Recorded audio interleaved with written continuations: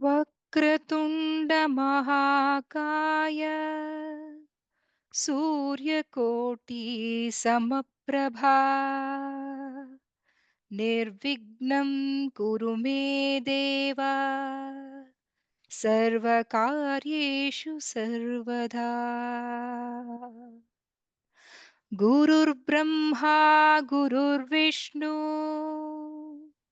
Gurur Devo Maheshwaraha Guru Sakshat Parabrahma Tasmai Shri Gurave Namaha.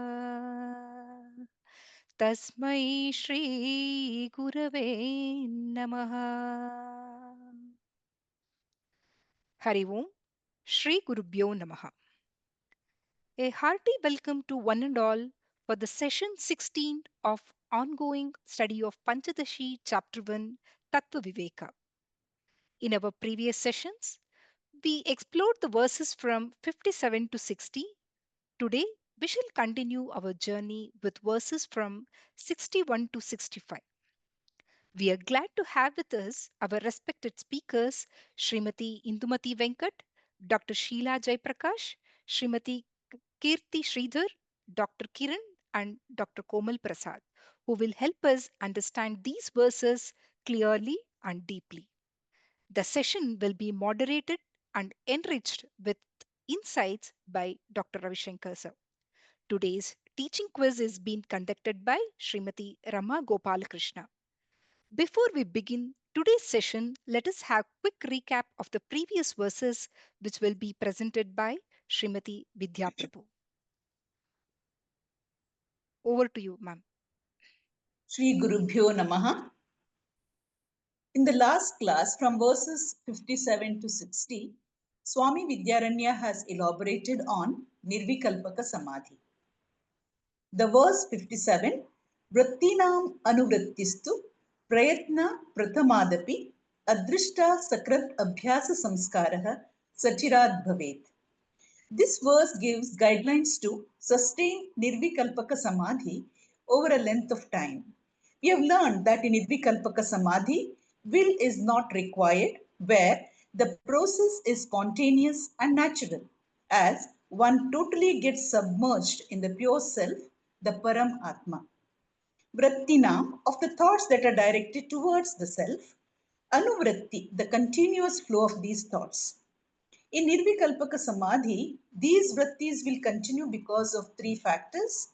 The first one is the Pratamaha Prayatnaha, the momentum of initial deliberate vritti. Here, the example of pedaling of a bicycle holds good. How long the bicycle will run will depend upon what is the momentum one has generated. Adrishtam Punyam is the second. One should have enough spiritual punya. Here, there are two types of punyam. Shukla punya, which gives material benefits, comforts, nice family, obedient children, etc. And the next one is Ashukla punya, one that favors Vedantic pursuit. The third factor is Sakrat Abhyasa Samskaraha, the spiritual inclination needed for Atma Vasana. Asakrat Abhyasah, caused by repeated practice. Sachivaha, minister, one who supports. Bhavet, starts happening effortlessly. So, Nirvikalpaka Samadhi is not an instant miracle, but the result of continuous efforts over several births, the momentum building up from one birth to another till it reaches its fulfillment. Coming to Shloka 58, Yatha Deepo Nivatastha Ityadi Birane Katha Bhagavan Imamevartham Arjunaya Nyarupayat. Swami Vidyaranya has shown here that the yogic disciplines can be borrowed wherever it is useful for Vedanta. He says that we can accept the Samadhi part as Lord Krishna too has adopted this yogic teaching. In the 19th verse of the 6th chapter, Yatha Deepo Nivatastho Nengati Sopamasprita Yogino Yata Chittasya Yujanto Yogam Atmanaha. As a lamp in a windless place flickers not, to such is likened the yogi of subdued thought who practices union with the self. Now coming to the verse, Yatha Deepo Nivatastha Iti Adibihi Anekadha. As a lamp in a windless place. The first quarter is directly from the Gita shloka and with such examples very elaborately in different ways. Bhagavanima Arthameva. Lord Krishna also prescribed yogic meditation as one type of nididhyasanam. Imam Arthameva Nirvikalpaka Samadhi Artham. Nyarupayet elaborately. So when this abhyasa is continued for a long time, its results and benefits are mentioned in the next verse. Shloka 59. Anadivaha samsare sanchitaha karma kotayaha anena vilayam yanti shuddho dharmo vivardhate. From the earlier verses, we have learned that Nididhyasanam gives sadhana chasashtaya sampatti. Now, after becoming a qualified student, Vedanta Shravana has to be continued. And now Shravana itself gives Safalam Jnanam. Through this Samadhi Abhyasa, all the obstacles for the refinement of the mind will away. In Vedanta, Jnanam destroys Sanchita Karmas, whereas in Yoga Shastra they say Samadhi destroyed Sanchita Karmas. So Samadhi Abhyasa leads to Anadau Samsare Sanchitaha. Anadau means beginningless. Karmas collected in samsara when we were samsaris in many janmas of the past. Anena Samadhi Abhyasena. By the practice of Samadhi, Karma Kotayaha. Sanchita Karmas means crores of karmas. Vilayam Yanti gets destroyed. Shuddha Dharma Vivardhate. Dharma in this context means Anthakarana that becomes purified, creating a mind devoid of raga dvesha. In other words, mind fully turned within, seeking its own source. Coming to verse 60. Dharma megha mimam prahaha samadhim yoga vittamaha varshatyesha yato dharmamrita dhara sahasrashaha. In this verse, Swami Vidyaranya idea belongs to Yoga Shastra. Yoga Vittaha Yoga Shastra. Samadhi Nirvikalpaka Samadhi Megha. It is a cloud of dharma. Here, the cloud imagery is used to describe Samadhi. It means just as rain bearing clouds shower water, Samadhi is dharma bearing cloud. In Yoga Shastra, dharma stands for punya. Therefore, he says, Eshaha, this Samadhi, Varshati, showers. Amritadhara Sahasrashaha, the shower of nectar, flows in thousands of ways. In Vedanta, Punyam is showered on the person who sits in Samadhi in the form of Amanitvam, Adambitvam, Ahimsa, Kshanti, detachment, etc. So Swami Vidyaranya says, one must practice Nididhyasanam for weeks, months and years and then check up with our Vairagya. If Vairagyam is handled, Vedanta instantaneously blesses them in Sahasra Amritadhara. Thank you. Hari Om. Thank you very much, Srimati Vidya, for a very nice recap of the previous verses. Sadashivasamarambham Shankaracharya Madhyamam Asmadacharya Paryantam Vande Guru Paramparam. In today's session, we come to more or less the end of the Tattva Viveka. And it's a very interesting session because it's the penultimate aspect of what is we have been learning all through these chapters of Panchadashi. The central theme of Tattva Viveka is in the verses from 31 to 64. And most of us here now have the punya karma to desire moksha. You must desire moksha. That itself needs punya karma. Then a guru who is a well-wisher guru uplifts us from the ocean of samsara. We know that all the statements of Vedanta have only one purpose, and that is to understand the Maha Vakya. Then we have the Panchakosha Vilakshana Chaitanya. Panchakosha is a topic of analysis, which is one of the out of the several ones. The Bhagatyaga Lakshana has been used to understand the Sakshi Chaitanya, and we arrive at consciousness and leave our Panchakosha. Tvam Padartha Vichara is the Chaitanya, and the Rajapradhana Prakriti, which is this container body and mind complex, it is not me, is now understood. So consciousness is not Karana nor Karya, neither it is the Karya Jiva nor the Karana Ishvara. There is only one Karya Karana Vilakshana Chaitanya. This Upadesha or Vichara, which gives us the Moksha Marga, is through Shravana, and the doubt free knowledge with questioning is Manana. Vedanta Vakyanam Tatparya Nirnayanam is Shravanam, arriving at the central teaching of the Vedantic statements. Yuktitaha Chintanam is Manana, logically analyzing that there are no fallacies in the Vedantic teaching. And Tatparyartha Anusandhanam is Nididhyasanam, which is dwelling upon those central teachings. The deficiencies of sadhana chatushtaya sampatti is rectified, and the mind is now ready to assimilate the teachings, which is nididhyasana. It's only then that the jnana phalam comes in. So does it mean that we start measuring our liberation in terms of our mental condition, the frequently discussed FIR? We are still identifying with the mind, but I know that I am not the mind at all. Do I still connect my freedom to my mental condition? But I always say I was free and I am free and I will be free. So, mental condition has nothing to do with my liberation. Remember this verse from the Upadesha Sara, Nashtamanasaha Utkrishta Yoginaha. So, the mind has to be destroyed.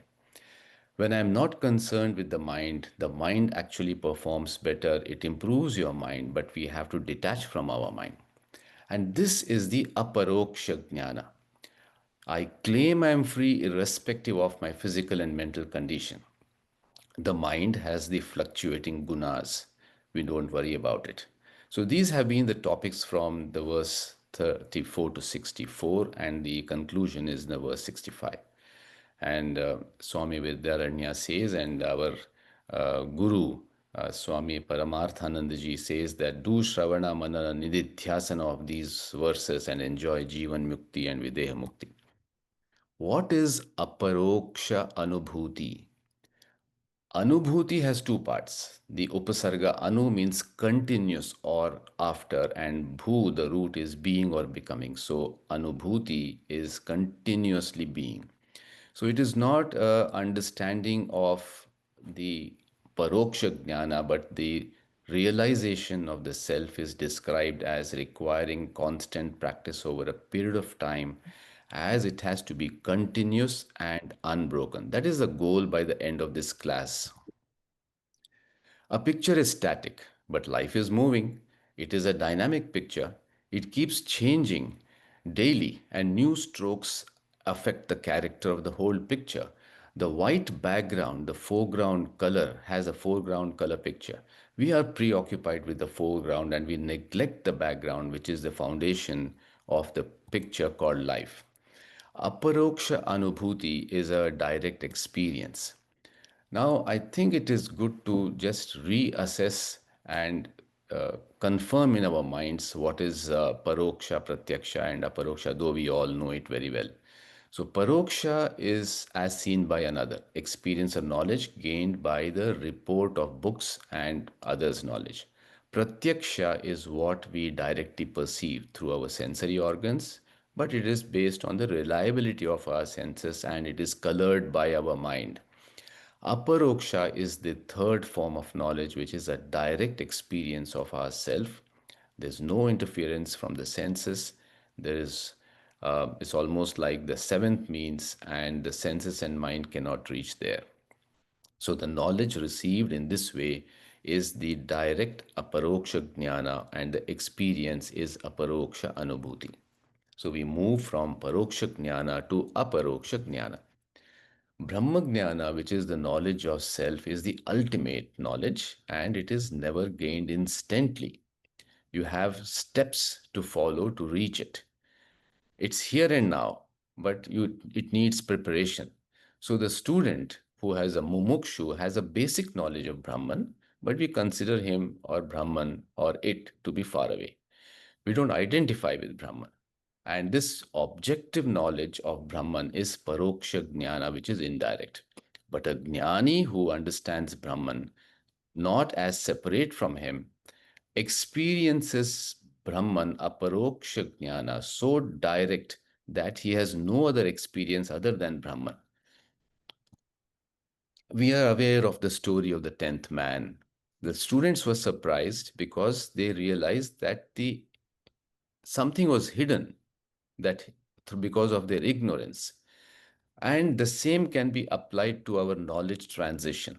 Brahman is very much here. We are Brahman. We are unaware of it because our knowledge is hidden by ignorance.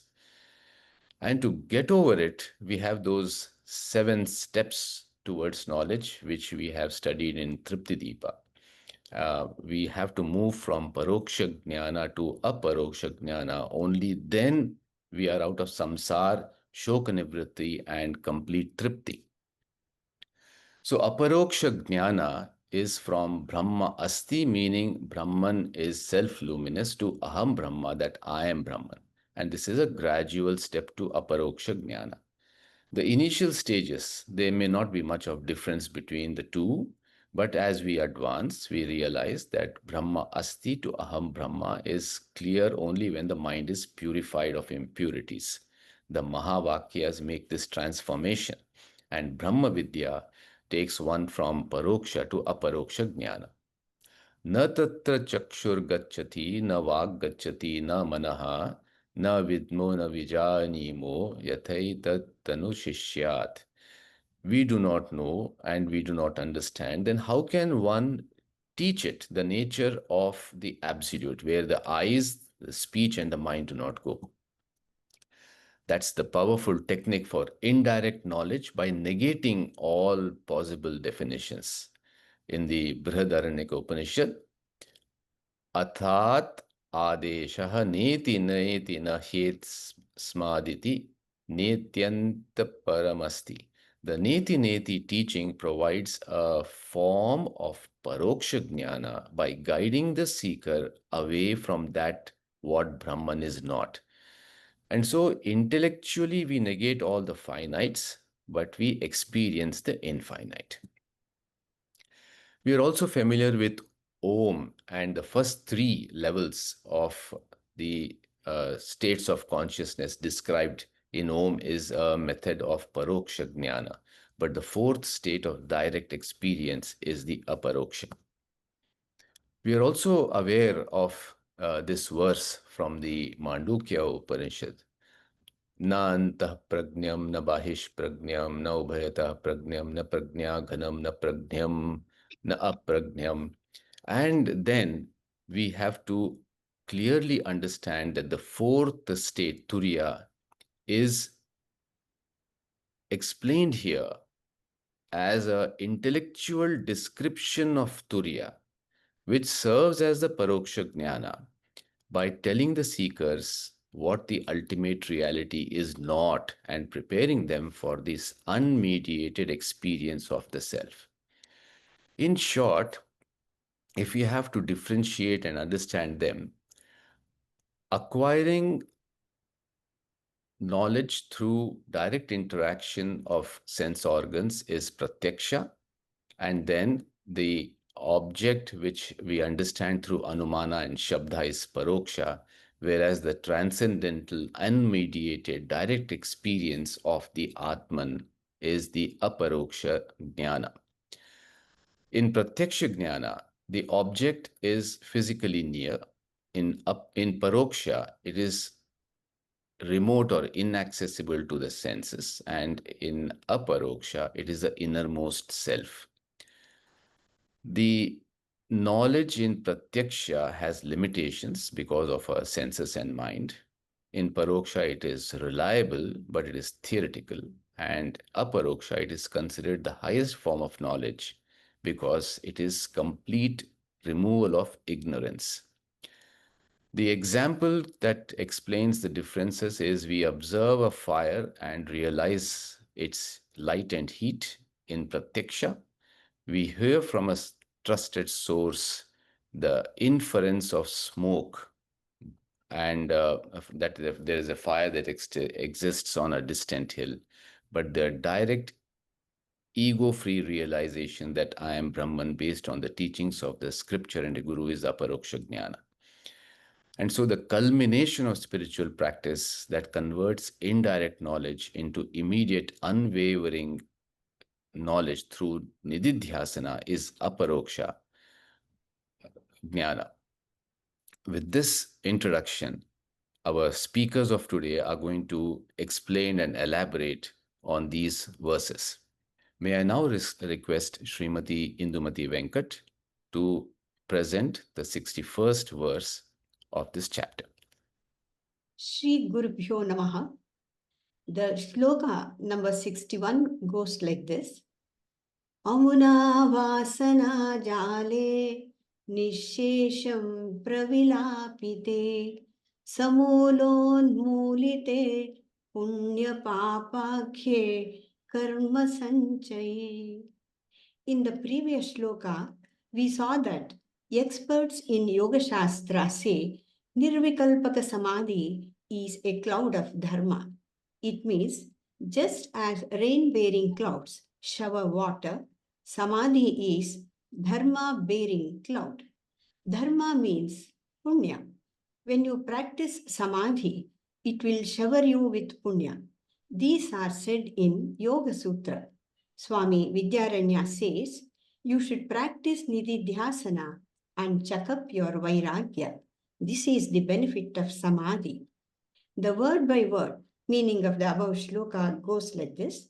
Amuna, by this dharma megha samadhi, vasana jale, the snare of limitations, that is, I-ness, minus, etc., nishesham, totally, pravilapite, destroyed, punya papa akhe, called as the merit and sin, karma, fruits of action, sanchaye, hoards, stores secretly, samulan, unmulite, is uprooted in seed and root.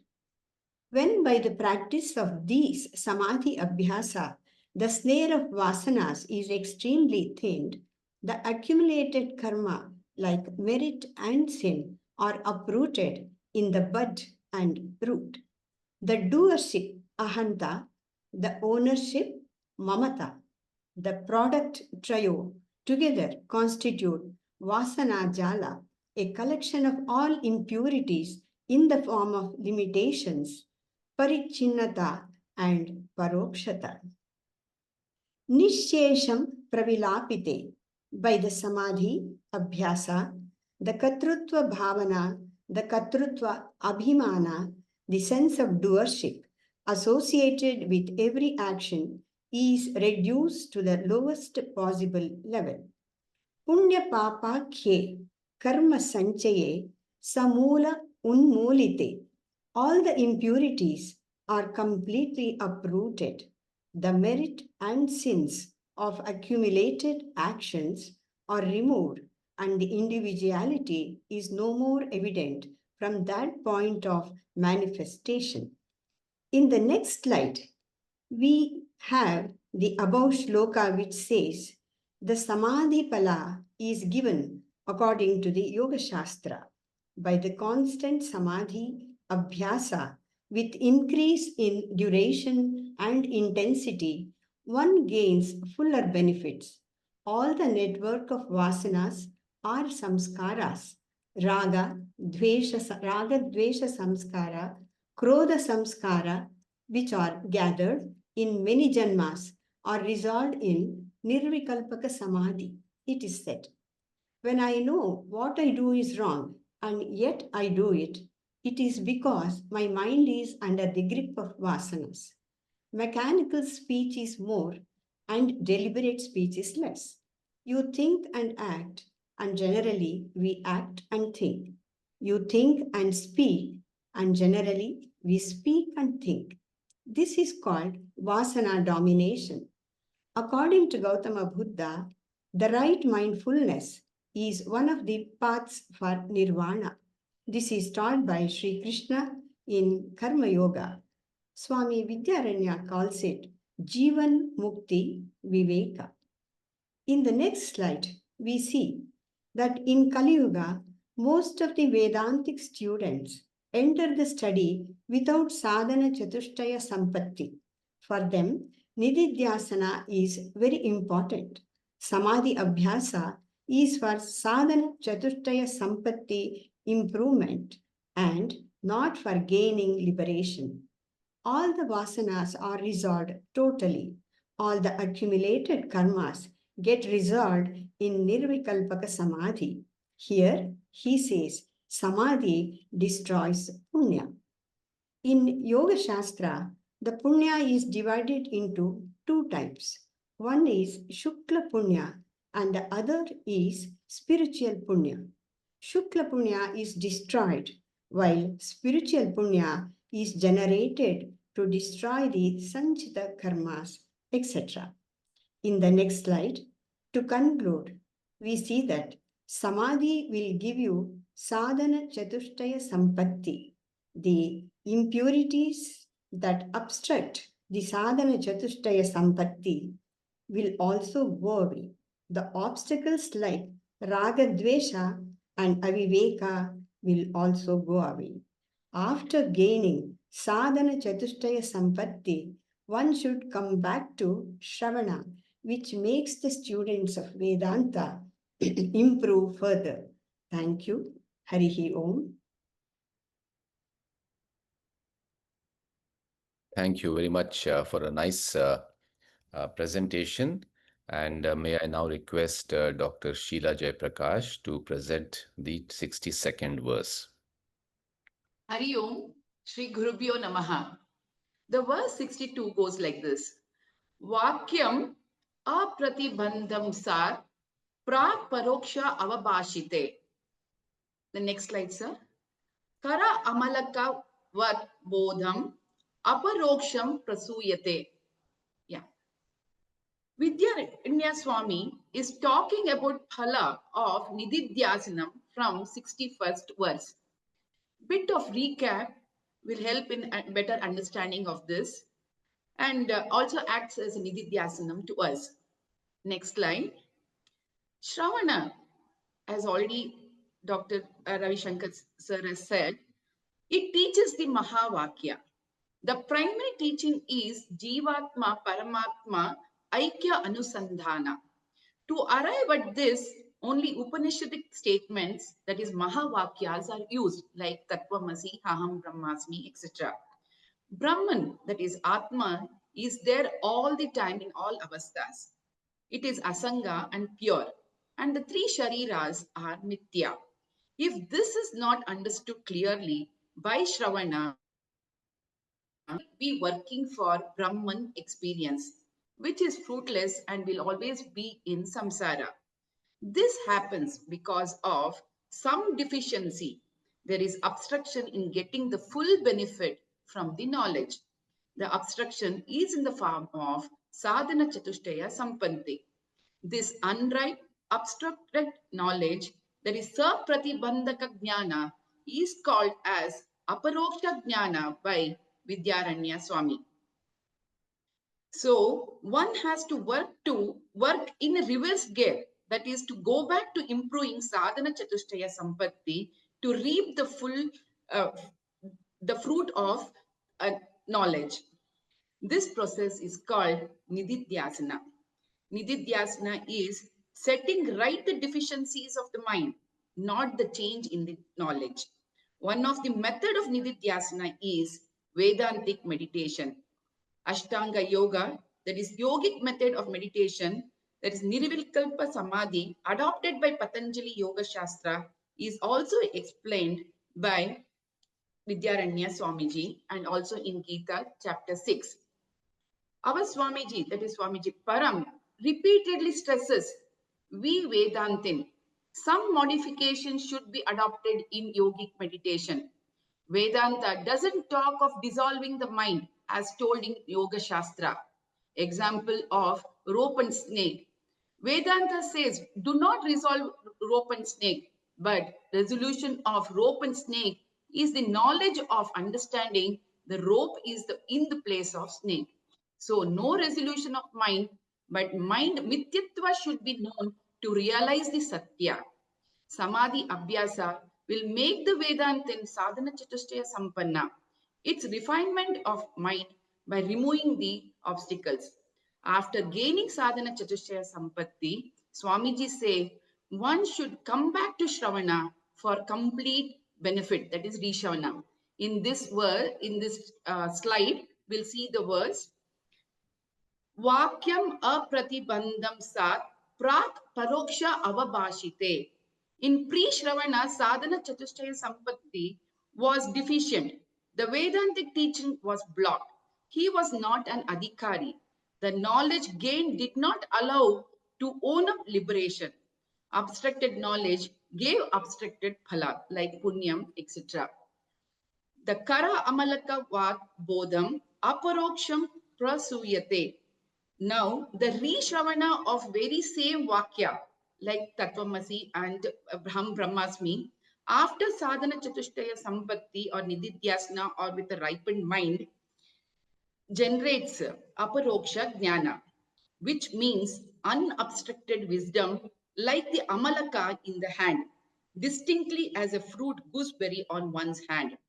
It is the knowledge of Atma which was revealed in a vaguely, now clear after gaining sadhana chatushtaya sampatti.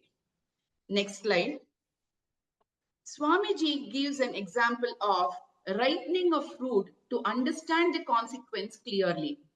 First consequence, while ripening, the fruit becomes sweeter, tender, colorful, beautiful, etc. It has to be plucked. This sweetness is the first consequence.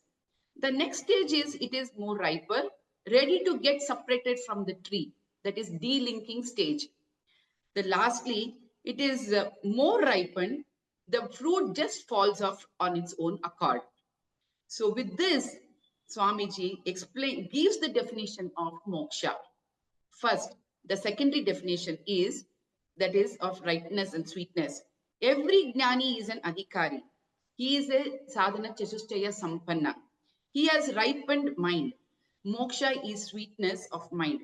The sweetness of mind is understandable by all, appealing and as well as motivating to all. Next, the primary definition of the moksha is a right mind separated from me, the Atma. The rightness of mind indicates the fall from the mother tree and looks upon moksha not as rightness of mind, but freedom from the connection with the mind. Delinking of the mind that I am connectionless Atma. Even though I am close to the mind, I am not the mind, like the movie screen and the characters. I, Atma, the consciousness, which is not a part of mind, product of mind, or the property of the mind, pervades the mind, but not limited or polluted by the conditions of the mind. Atma continues to survive whatever happens to the mind even after the fall of the body. The next slide. To conclude, real moksha is not refinement of mind, but it is freedom from mind. As I listen to Mahavakyas like Tattvamasi, Haham Brahmasmi, Prajnanam Brahma, I should own up consciousness as unattached with the mind. If the mind happens to be sweet, it is because of sadhana chatushtaya sampatti acquired. That sweetness, that sweetness one should not claim, for it belongs to anatma. I am Atma, which is neither sweet nor saltish because of Papa or Punya. This is Aparoksha Phala of Nididhyasana. Hari Om, Shri Gurubhyo Namah. Thank you, sir.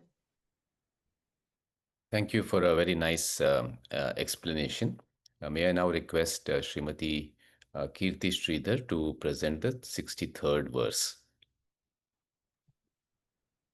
Shri Gurubhyo Namaha.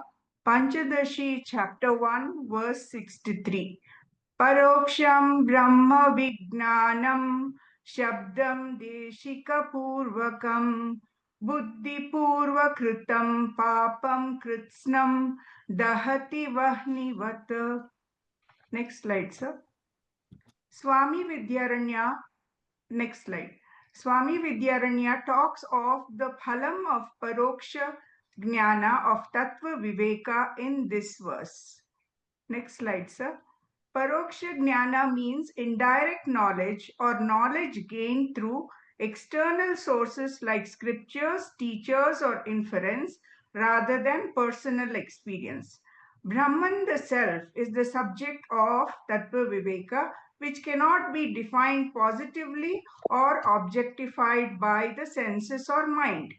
Brihadaranyaka Upanishad says, Neti Neti process is the only way to describe it by saying what it is not. After process of negation, the fundamental unchanging reality is revealed as Satchit Ananda with Aham Brahma Asmi understanding.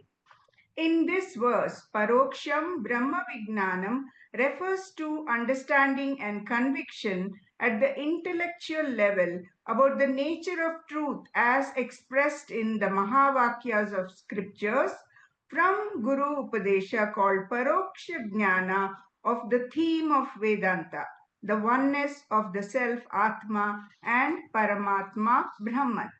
If one knows this truth as it is the truth, it is indirect knowledge, paroksha. If one knows and realizes this truth as I am the infinite truth, it is direct knowledge, aparoksha, which is an experience beyond the senses when the self is known directly in meditation.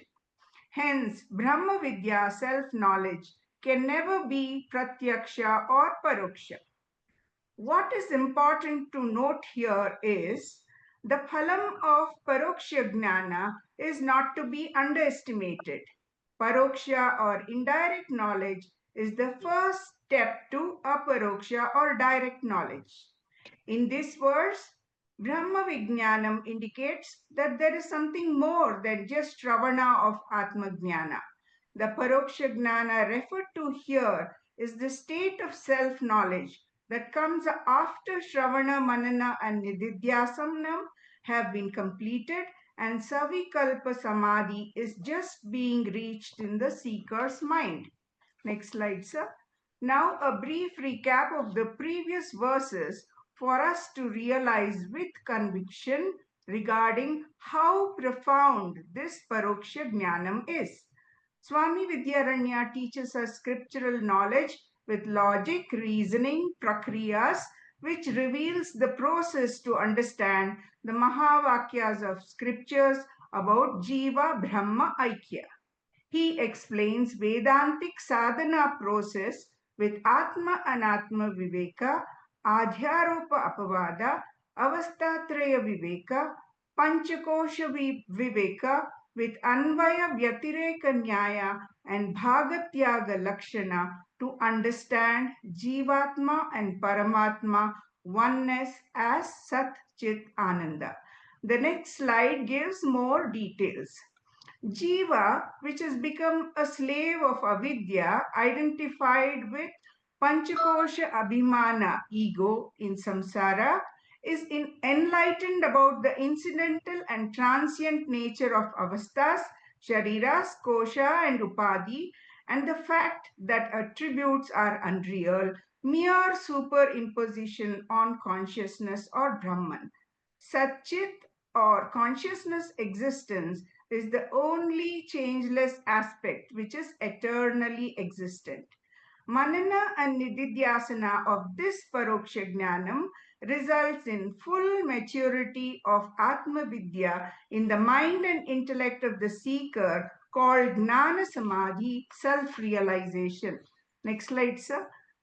Tvam Asti, Guru Upadesha Mahavakya understanding is gradually transformed to self-declaration of the ultimate truth, Aham Brahma Asmi, Anubhava Mahavakya of the seeker.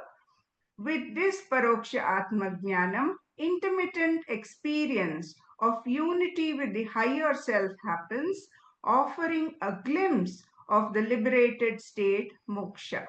Next slide, sir. At this level of realization, it is very important to acknowledge the role of the Guru. Deshika is the Guru. Shabdam Deshika Purvakam is Guru Upadesha. A guru is one who dwells deep into the meaning of scriptures, establishes himself in it.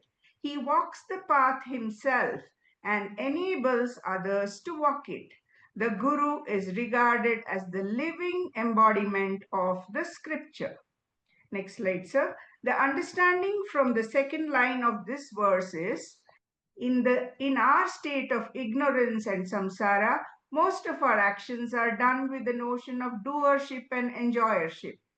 Buddhi purvakritam papam kritsnam includes karma committed unknowingly and actions done deliberately with preformed intellect or habit prior to the dawn of Atmajnana. Therefore, one experiences avidya kama karma generated papa punya phalam in the vyavaharika level. That is lack of ananda in samsara with enhanced ahankara, raga, dvesha, krodha, and so on. Papam kritsnam dahati vahnivat understanding is the silver lining to come out of this predicament. Just as we know fire burns the fuel, recognizing paramarthika drishtya of paroksha brahma vijnana as jnanagni, the fire of knowledge, and its capacity to burn, destroy the false notion of separateness in the sense of self created by avidya in jiva's mind and intellect is a very important perspective. This refreshed knowledge enables seeker to realize oneness between Jivatma and Paramatma as seen from the Paramarthika standpoint. Then Sanchita Karma, bank balance, and Karma Phalam are nullified. Deliberate wrong actions and sins will cease to propagate and karmas will become dharmic in Vyavaharika level. The mind of the seeker becomes pure, which enables him to be at peace to gain deeper abidance in the self. Next slide, sir. Swami Paramarthananda explains further that Paroksha Brahma Vijnana Aham Brahmasmi knowledge means obstructed knowledge of the self. This knowledge is not fully functional in the sadhaka because of the fault of the student who is not a sadhana chatushtaya sampanna. Seeker's mind has to tackle this problem and become an appropriate adhikari with chitta shuddhi and ekagrata in brahmakara vrittis to fully realize the ultimate aparoksha jnana and claim aham brahma asmi truth. Concluding with Guru Namaskara, अनेक जन्म संप्राप्तः कर्म बंध विदाहिने आत्मज्ञान प्रदानेन तस्मै श्री गुरवे नमः. Thank you, sir. Harihi Om.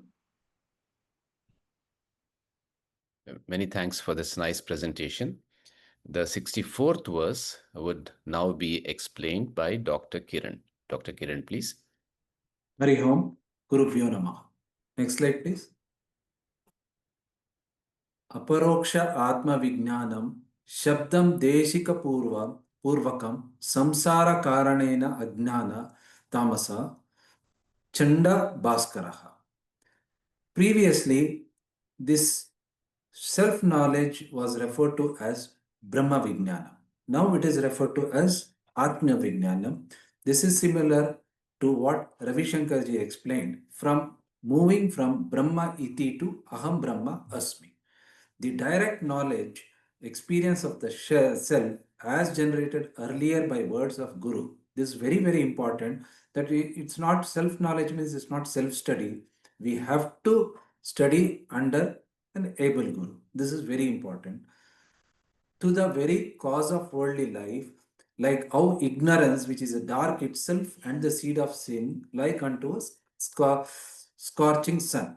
That means as soon as the scorching sun has come, the shadow disappears. The mid noon sun you will not see any shadow. Similarly, as soon as we realize this Atma Gnanam, any sins or shadows of sin disappears. Here, very clearly, Vijnanam means it is beyond just Shravana. It includes Mananam, Nididhyasanam, Samadhi, Nirvikalpaka Samadhi, all the sadhanas which we have previously studied, and Ravi Shankarji and others explained why we need to do it. This is taken from Sutta Samhita of Skanda Purana, chapter Yajna Vaibhava Kanda. Next slide, please. Vijnanam indicates more to it than just Shravana. Deshika is Guru, Bhaskara is the midsummer. Now let us study three types of knowledge which Ravi Shankarji has explained. One is Pratyaksha, that means at sensory organ level. Here we have to be little careful.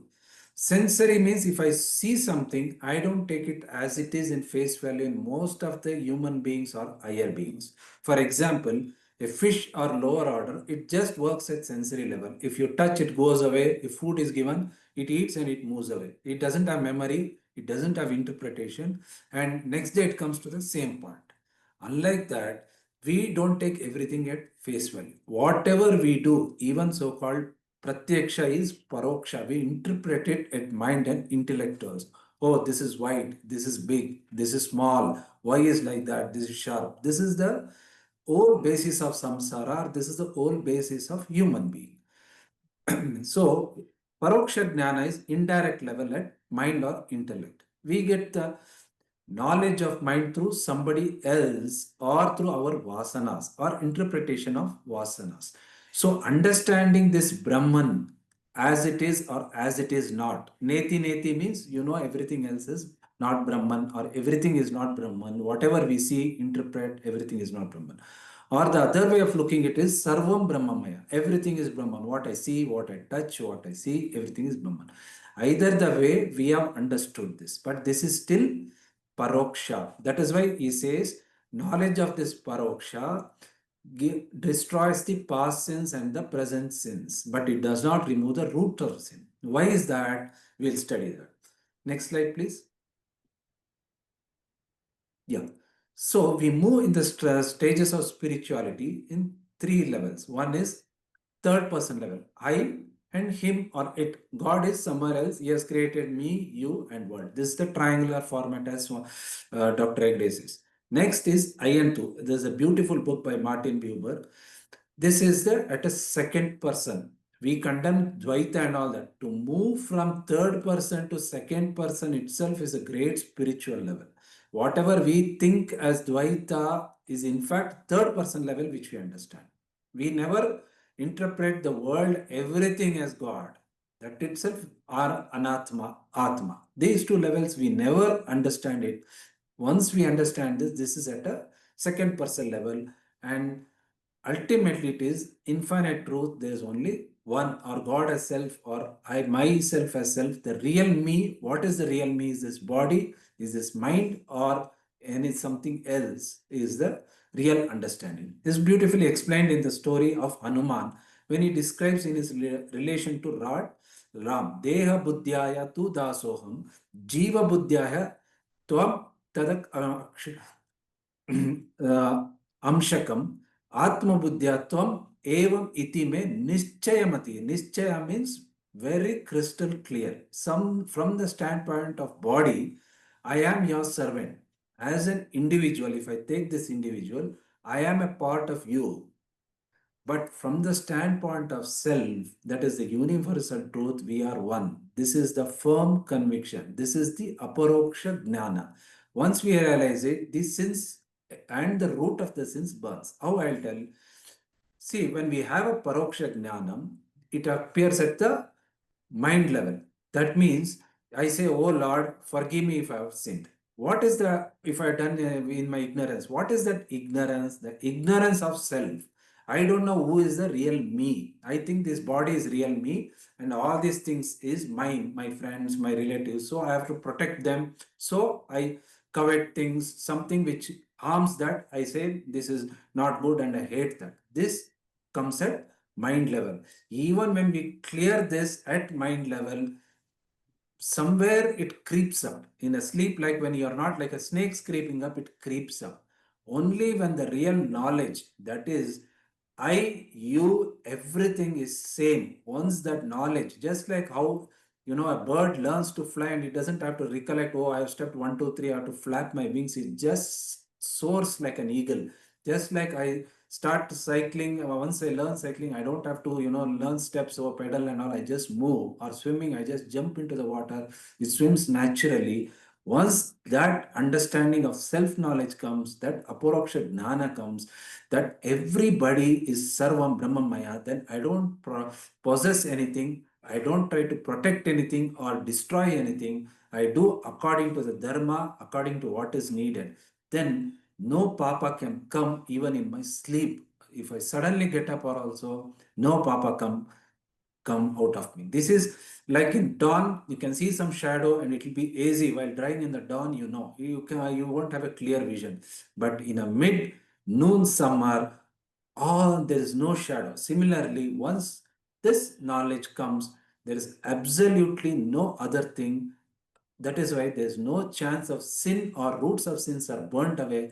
There is no chance of acquiring any sin in future also. This is the real aparoksha jnanam or samadhi. Thank you very much. Thank you very much for a nice explanation. The fish and the Bhagwan Hanuman's examples give more clarity on paroksha and aparoksha. May I now request Dr. Komal Prasad to kindly present the 65th verse. Om Shri Gurubhyo Namaha. Swamy Vidyaranya, in this final verse, verse 65, he condenses the whole teaching of the chapter. There's a change in meter of the verse which denotes something significant is coming, and that's the conclusion of this chapter. Verse 65 is a summary of the whole text. As we see in the slide, Ittam tattva vivekam vidhaya vidivat manah samadhaya vigalita samsriti bandha prapnoti param padam naro nachirat. Idam. In the next slide, we are seeing that in this way, idam, this has a enormous contextual meaning. In one sweep, it encompasses, condenses the entire teaching of the first chapter. It's referring to the teaching of the first chapter as this, in this way, tattva vivekam vidhaya. So what is the means? What is the way? So that we see next. Distinguishing the self from the non-self. The next slide we see the discrimination, tattva viveka. What is that? What is tattva? Tattva is the self or Satchidananda Brahma. That's the essential truth which is being sought. And what is our work is to distinguish this truth from non-truth. And for our convenience, the non-truth or the non-reality is divided in various forms. What we say is Shariratraya, Panchakosha, or Avastatraya. These are the examples which are taken in the chapter to differentiate truth from non-truth, reality with mithya. Okay. These are the upadhis through which the truth is reflected. And the viveka is the discrimination, the distinguishing the truth from non-truth. That's from Panchakosha Viveka or Shariratraya Viveka, Avastatraya Viveka, using the process which is called Anmaya Vyethireka. This is what in gist what we have seen in this chapter. Vidhaya, in the next slide we see the means of knowing, the process of distinguishing the truth. What is that process? Anmaya Vyethireka, examining the presence or absence of various factors and seeing which is continuous and which drops off when we assess and analyze. So what are the divisions we have done? One is Shariratraya, Panchakosha, and to take examples of Avastatraya Viveka. What happens here? Jagrat, Swapna, and Sushupti. These are the Avastatrayas. And the fourth, Turiya, is a substratum which gives support, which contains these three avasthas. And if we analyze individually, what happens? The Atman, the self, the original consciousness is present in as a substratum in all the stages, including the Turiya, the substratum, because that itself is the substratum. Whereas avidya, the ignorance, is seen only in Jagrat, Swapna, and Sushupti stages. And what happens to the mind, the subtle body, is present only in Jagrat and Swapna avasthas. And the gross body awareness is possible only in Jagrat avastha. In Swapna avastha and Sushupti, the awareness of gross body itself is not there. This is the Anvaya Vyatireka. This is the distinguishing the truth aspect, the methodology in which the means of getting into the truth. So that's what we have seen. So this is the summarization of what we saw in the first chapter. And coming next is Vidhivat Mana Samadhaya, in a methodical way, as how it is prescribed in the Shastras. The entire sadhana which the sadhaka has to go through to get the truth established in himself. And what is that method? What is that Vidhivat method which is prescribed? That is Shravana, Manana, and Nididhyasana, up to the stage of Savikalpa Samadhi. At each stage, what happens? The knowledge gets more and more mature and firm in the mind of the seeker. Finally, the stage of Paroksha Jnana is obtained. Still, we are talking about the mind of the seeker. That's why the end of that, when you are holding on to your mind, is Paroksha Jnana only. At the intellectual level, again, intellect is still there. At the intellectual level, knowledge cannot get firmer and more unshakable than this. That is Paroksha Jnana. That is up to the level of Savikalpa Samadhi. What happens next? Getting into the goal, as we see in the next slide, to summarize in the third and fourth pada, what comes is Vigalata Samsriti Bandha. The bondage of samsara comes to an end. From Savikalpa Samadhi, the seeker progresses to Nirvikalpa Samadhi, where even the intellect and mind ceases to exist. That's the stage where there's a complete cessation of sorrow, Atyantika Dukkha Nivritti, Paramananda Prapti, attainment of supreme bliss of the self. Seen from the standpoint of relative existence, like for Agnanis, it looks like what happens, what's the process has happened. There's an achievement where there's a liberation of that person from the cycle of births and deaths. This liberation brings an end to all sorrow.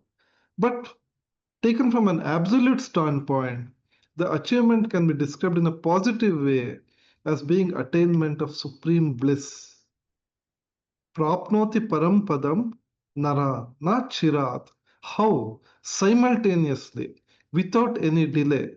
Even if you order something, the home delivery, like any of these quick service apps, it takes few minutes. Whereas here, the change is instantaneous without any delay, not chirat, because the end to sorrow comes as if we are suddenly able to see the other side of the same coin of existence. So that's the thing which is stressed in the fourth line, which says nachirat prapnoti parampadam nara nachirat. That person will attain the supreme bliss without any delay. Every chapter of Panchadashi can be regarded as a whole and complete in its own. In that way, this concludes this chapter and of Tattva Viveka. And this is the last verse and the concluding verse, which summarizes the entire chapter in the 65th verse.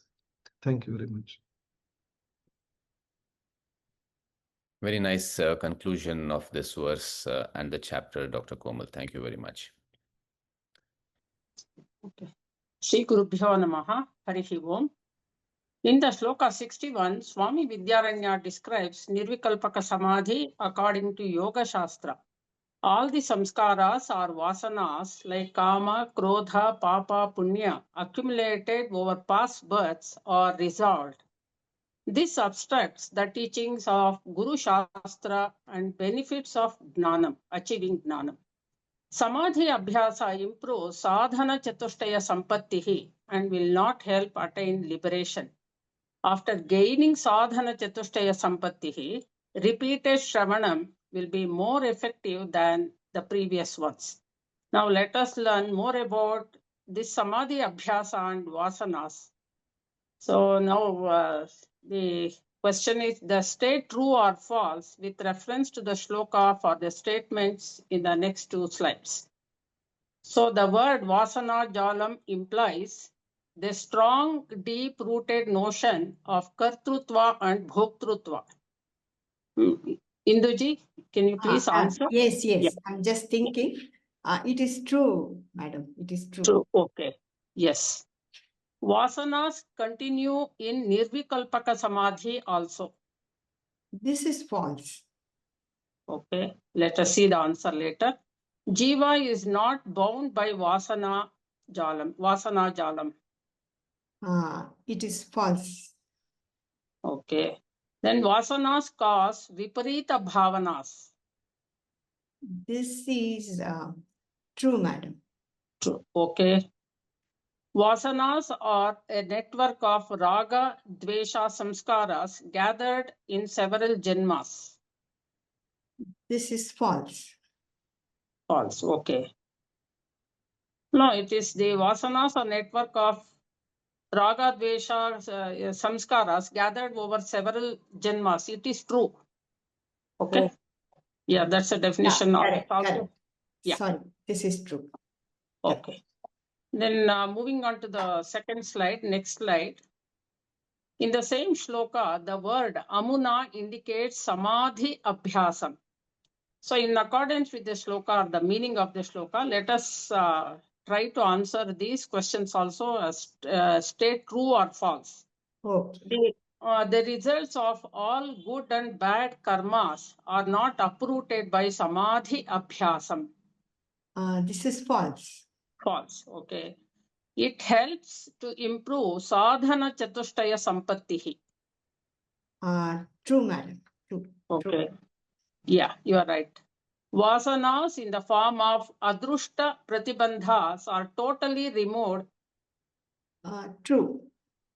Okay. Seeds for the production of adrushta pratibandhas are nourished. This is false. False. Okay. It destroys only ragadi ashubha vasanas. This is also false. False, because it also destroys punya vasana also, because both punya and papa or ashubha vasanas or shubha vasanas, they will result in punarjanma. That is the reason. Okay. The Samadhi Abhyasa will refine the mind and makes up the defects in sadhana chatushtaya sampattihi. The seeker becomes an adhikari and the knowledge of Guru Shastra Upadesha is not obstructed. Swamy Vidyaranya calls obstructed knowledge as Paroksha Gnanam and unobstructed knowledge as Aparoksha Gnanam. Puja Swamiji makes it clear that real moksha is not refinement of the mind, but freedom from the mind. Thus ends the topic of Nididhyasanam in the chapter 1 of Panchadashi. So again, let us try to answer a few questions to form our knowledge about Nididhyasanam. So stay true or false. Next slide, sir. So Nididhyasanam is to be practiced exclusively. No, it's false. It has to be practiced along with repeated Shravanam and Mananam also. Okay. Yes, yes. The Shravanam and Mananam are also capable of removing Adrushta Pratibandhas. This is true. Yeah, correct. Sadhana Chatushtaya Sampatti helps to attain apratibandhaka gnanam. True, this is true.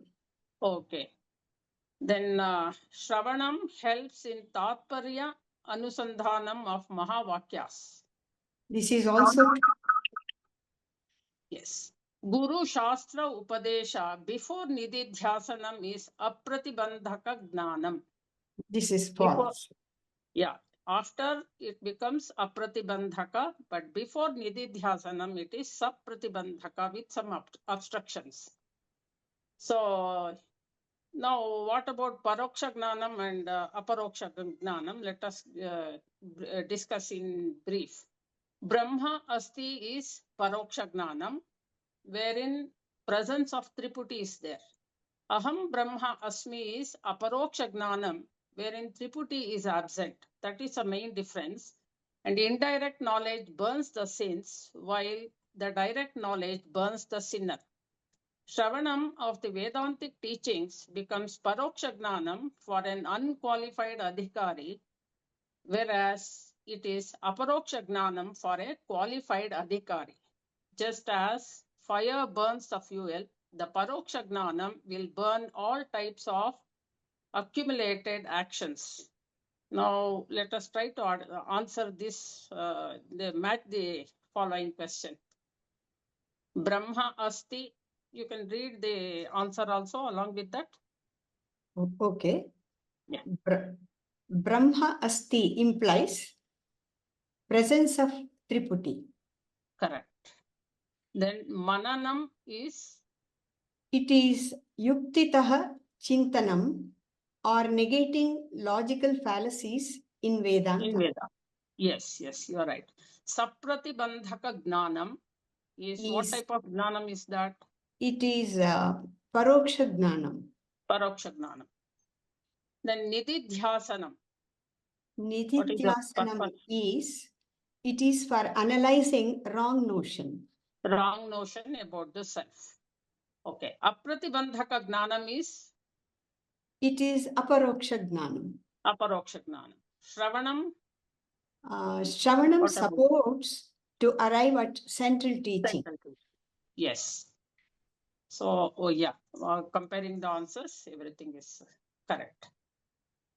Aparoksha Gnanam acts like the blazing midday sun and destroys ignorance in the form of darkness within and darkness outside. The ignorance has caused this perception of samsara. It will vanish just as dreams vanish when we wake up. By this destruction of Agnanam, the very cause of all karma is removed. That is, the sinner himself is destroyed. Gnana is understanding the teachings, and Gnana Phalam is the experience of the teachings. So now, according to referring to the shloka, the word Vignanam indicates there is something more than just Shravanam also. So now in this, there are 7 statements. You have to group the following into Paroksha Gnanam and Aparoksha Gnanam. Let me read. The knowledge received through Guru Shastra Upadesha. It is Paroksha Gnanam. Paroksha Gnanam, correct. Total intellectual clarity and not Anubhuti. It is Paroksha Gnanam. Paroksha Gnana. Whenever the word Anubhuti, it says it is experience. Any experiential knowledge is Aparoksha. Okay. Knowledge that destroys Mula Avidya. It is Aparoksha Gnanam. Aparoksha Gnanam. The advanced state of knowledge at the level of Nididhyasanam. This is Paroksha Gnanam. Paroksha Gnanam. The knowledge attained by direct experience. Direct experience is Aparoksha Gnanam. Aparoksha Gnana. Knowledge that destroys Sanchita Punya Papas is Paroksha Gnanam. Paroksha Gnanam.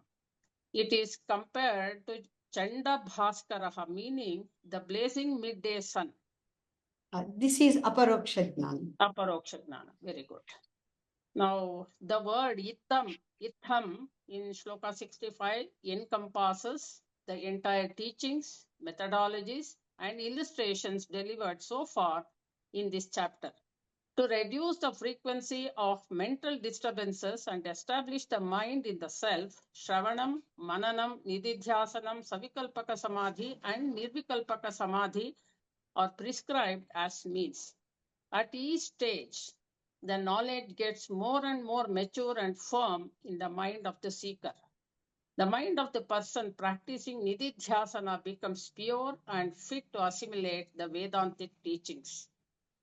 So, as a result, he enjoys, or his, as a result, complete cessation of sorrow, and he enjoys attainment of supreme bliss of the self simultaneously. That is very important. Okay, with this background, let us review the shloka to understand it better. Referring to the shloka 65, list a few benefits that a seeker achieves of aparoksha gnanam, of the tattva. Tattva vivekam, what is the meaning? Its meaning is Atma Anatma Vastu Viveka, separating the self from the upadhis through which it is reflected. Okay. Then the word vidhaya means using the methodologies of Panchakosha Viveka and Anvaya Vyatireka. Yes, Anvaya Vyatireka. Then the next thing is Vigalita Samsruti Bandhaha. It is complete cessation of sorrow due to the shackles of samsara. Correct. That is Atyantika Dukkha Nivrittihi. That is the thing. Okay. The next thing is Paramapada Praptihi. Paramapada Prapti is the supreme state of eternal bliss is attained without delay. Yes, this Paramapadam refers to the bliss, the ultimate bliss. Okay. Then Tattva Videkam and Vidhaya indicates sadhanas, and Vigalita Smruti Bandhaha and Paramapada Praptihi represents the entire sadhana by which the sadhaka abides in the self. Now, to conclude, let us understand more about Mananam. Now, fill in the blanks with the words given. Nididhyasanam, Shravanam, Nirvikalpaka Samadhi, Savikalpaka Samadhi, and Mananam. Dash improves Chitta Shuddhihi, the purity of mind, and Chitta Ekagrata, clarity required on the spiritual path.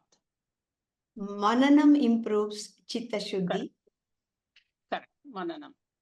Dash clarifies Pramanagata Sandehas, meaning doubts pertaining to the means of knowledge. It is Shravanam. Shravanam. A continuous flow of single thought and resolution of Triputi is called? It is called Nirvikalpaka Samadhi. Correct. Then Dash clarifies Prameya Gata Sandehas, meaning doubts pertaining to knowledge. Pertaining to the knowledge of Mananam. Mananam. Correct. Then the Dash is a litmus test for Paroksha Gnanam. Nididhyasanam is the litmus test for Paroksha Gnanam. Correct. The intermittent glimpses of the self is experienced in Savikalpa Samadhi. Savikalpa Samadhi. So with this last question, we conclude the quiz. The shloka 61 mentions secondary benefits, while the shloka 62 reveals primary benefits of Nirvikalpaka Samadhi. Now, next two shloka 64 and 63 and 64 are taken from the Sutta Samhita of the Skanda Purana. The shloka 63 and 64 gives the results of Paroksha Gnanam and Aparoksha Gnanam respectively. Thus, Swamy Vidyaranya initiated Atma Anatma Vivekam, which helped us to understand the truth easily, as he promised in the shloka 2. Harihi Om. Thank you. Shri Gurubhyo Namaha. Namaste to all. We sincerely thank Ravishika sir for sharing his deep and thoughtful insights. We also thank all our speakers for their valuable contribution and making the session so enlightening. A special thanks to Rama ma'am for conducting the nice quiz on today's session. We look forward to continuing this journey in the coming weeks. Panchadashi Chapter 1 classes will be premiered every Friday at 6:45 p.m. We warmly invite you all to join us each week and grow in understanding together. Also, don't miss session 20 of the Mananam series on coming Monday, 24th November. Friends, let us conclude the session with Shanti Mantra. Om Purnamada Purnamidam Purnat Purnamudachyate Purnasya Purnamadaya Purnamevavashishyate. Om Shanti Shanti Shanti. Hari Om. Shri Gurubhyo Namaha. Hari Om. Thank you.